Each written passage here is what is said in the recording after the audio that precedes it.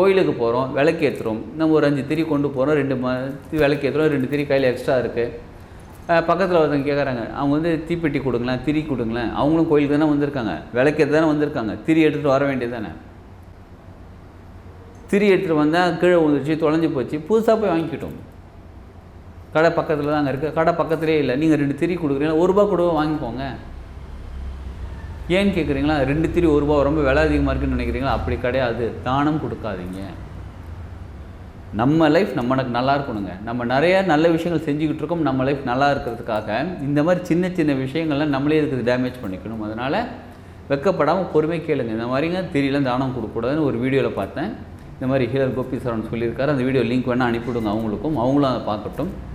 நம்ம சேனல் அவங்களும் சப்ஸ்கிரைப் பண்ணட்டும். அவங்களுக்கும் ரொம்ப நல்ல விஷயங்கள் நிறையா நடக்கும். ஸோ அதை பார்க்க சொல்லுங்கள். அப்போதைக்கு ₹1 கையில் வாங்கிக்கோங்க. அதை பார்த்து முடிச்ச பிறகு ₹1 அப்படிலாம் இல்லை. முதல்ல ₹1 வாங்கிக்கோங்க.